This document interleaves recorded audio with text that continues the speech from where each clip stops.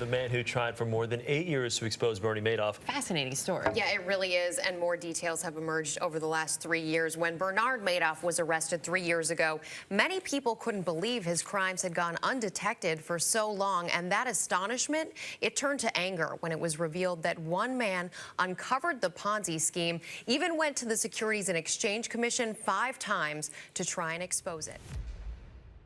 There are some people in this world who excel beyond the rest. They're leaders, visionaries. A mystic, all-knowing confidence surrounds them. Bernie Madoff was one of these people. He was one of the best traders on Wall Street. In many ways, he was Wall Street. His consistent investment returns made him one of the most respected fund managers in the world. You couldn't just invest with Madoff. You had to know someone, be vouched for, and earn the right to have your money accepted by him. Madoff revolutionized the trading business, spending decades building his multi-billion-dollar empire. But one day, it all collapsed. When the dust settled, all that remained were decades of lies and the ruins of $65 billion. It was the largest Ponzi scheme the world had ever seen. Bernard Lawrence Madoff was born on April 29, 1938, in Queens, New York. He grew up in a middle-class Jewish family and attended Hofstra University, where he earned a degree in political science in 1960. During his college years, Madoff worked jobs like installing sprinkler systems to save money, displaying an entrepreneurial spirit even at a young age.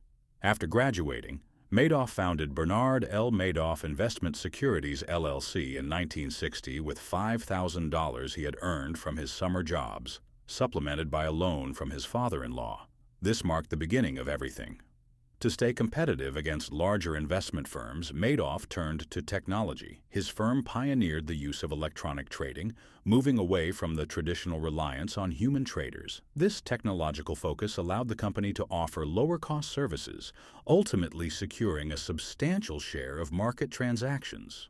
At its peak, it is believed that 5 to 10% of all trades in New York passed through Madoff's firm. In 1971, the NASDAQ was born, ushering in a wave of innovation and electronic trading. Today, NASDAQ stands as the second largest stock exchange in the world, hosting the shares of companies like Microsoft, Apple, Amazon, Google, and Facebook. But what does this have to do with Bernie Madoff, you may ask? Bernie Madoff went on to serve as the chairman of NASDAQ in the early 1990s, a highly respected position. As chairman, he had access to in-depth knowledge about market trends, regulations, and the intricate dynamics of trading. This privileged insight could have been a powerful tool to strategically position his firm in the market. But instead of leveraging his position to strengthen his firm legitimately, Madoff was doing something else. As Wall Street remained captivated by the mystique of Madoff's success, no one realized what was truly happening behind the walls of his empire. Well, almost no one. Harry Markopolos was a financial fraud investigator. In the 1990s, he worked as a portfolio manager at Rampart Investment Management.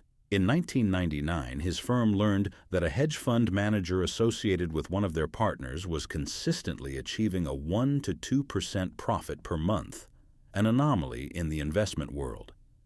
This remarkable consistency turned out to be the work of Bernie Madoff. Markopolos was tasked with replicating Madoff's strategy for Rampart. As he began reverse engineering the method, he had no idea he was about to uncover the largest financial scam Wall Street had ever faced. According to Markopolos, it took him just 5 minutes of analyzing Madoff's revenue stream to realize that something didn't add up. Madoff's returns were too consistent. When the market went up, Madoff made a profit. When the market went down, Madoff still made a profit. Harry Markopolos was adamant that Madoff's returns couldn't be real.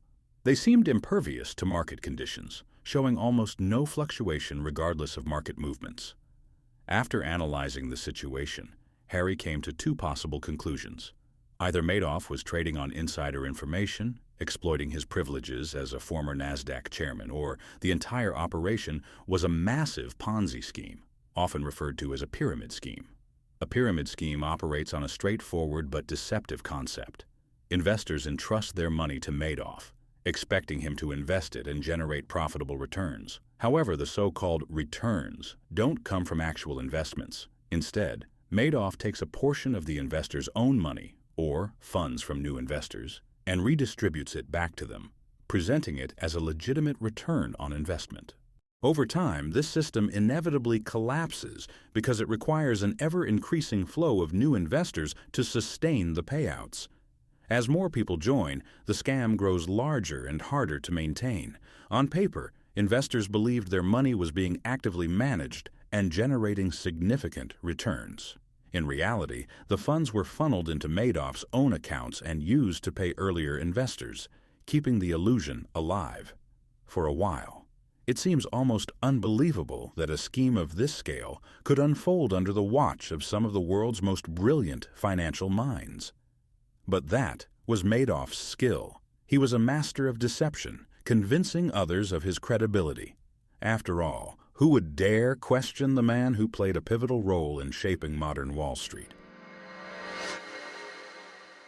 When Harry Markopolos began analyzing Madoff's strategy, glaring mathematical inconsistencies quickly came to light.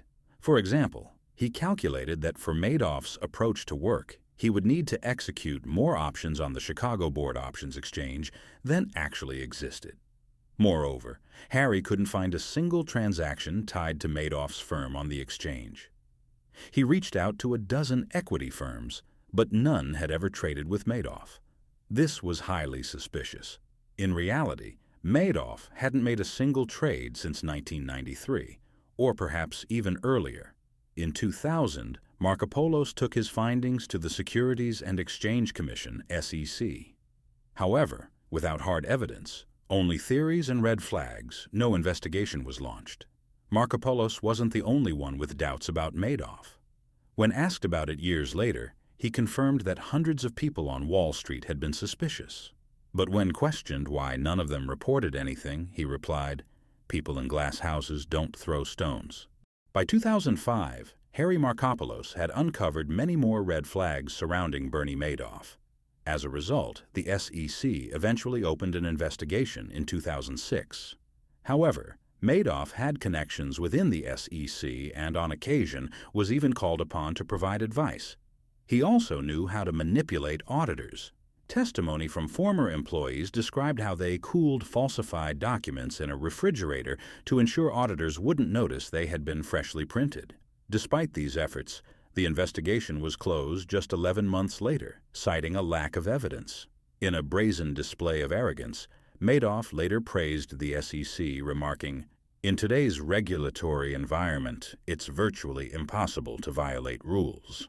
More details have emerged over the last 3 years. When Bernard Madoff was arrested 3 years ago, many people couldn't believe his crimes had gone undetected for so long, and that astonishment, it turned to anger when it was revealed that one man uncovered the Ponzi scheme, even went to the Securities and Exchange Commission 5 times to try and expose it. That man is Harry Markopolos.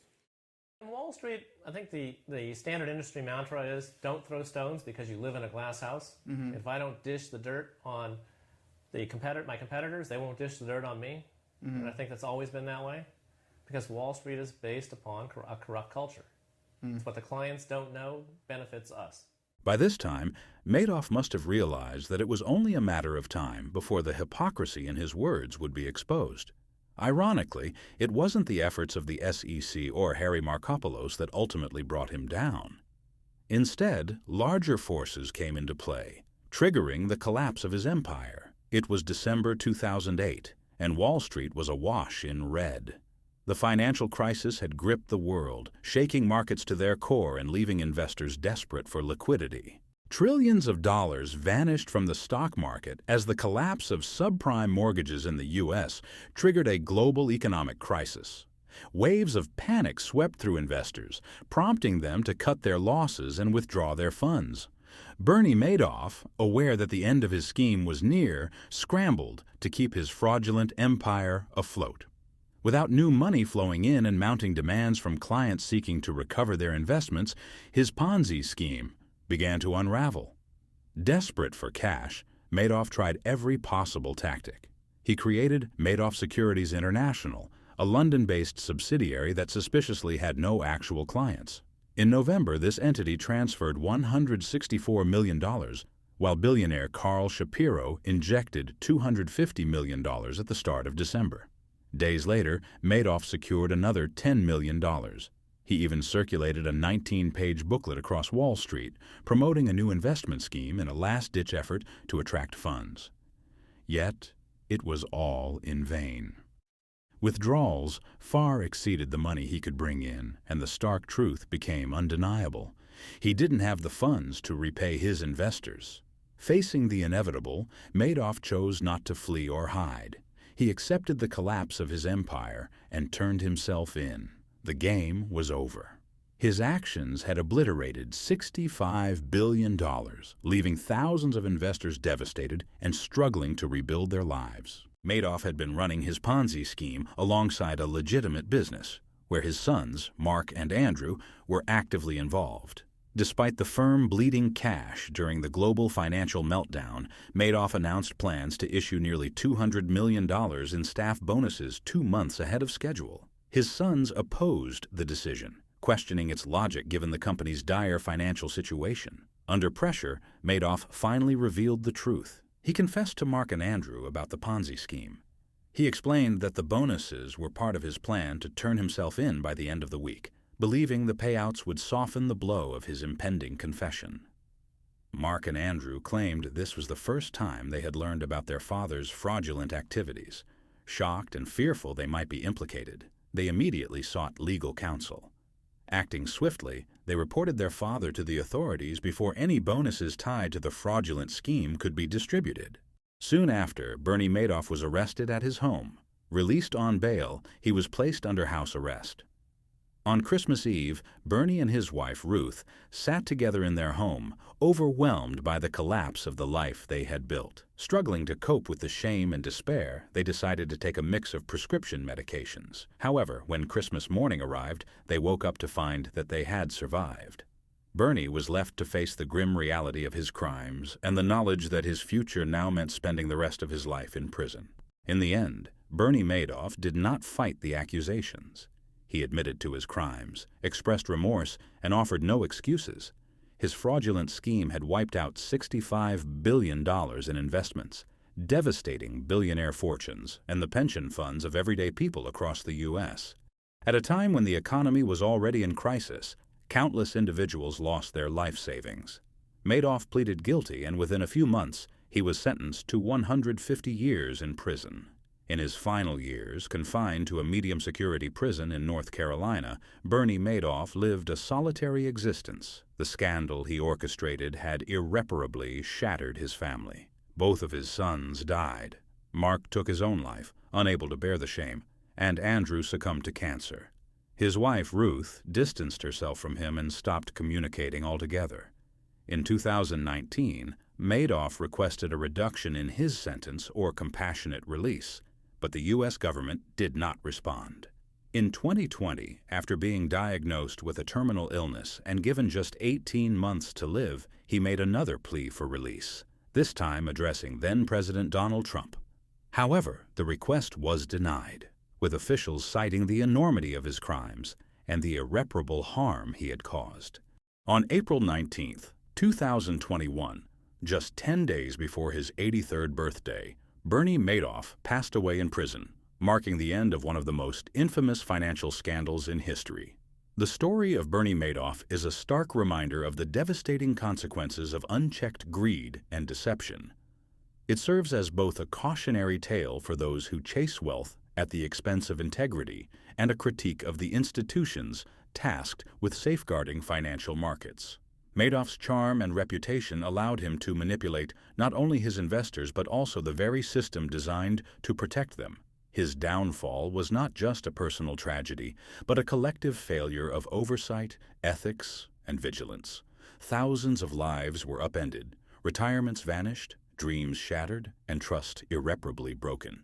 Yet amidst the darkness, figures like Harry Markopolos remind us that truth and accountability can prevail, even against seemingly insurmountable odds. Madoff's legacy is one of ruin, but it's also a call to action, for regulators to remain vigilant, for investors to ask questions, and for society to value transparency over illusion. The largest Ponzi scheme in history stands as a warning. No empire built on lies can endure forever. The moral of the story is simple but profound. Don't let greed get the best of you. It's never worth the cost.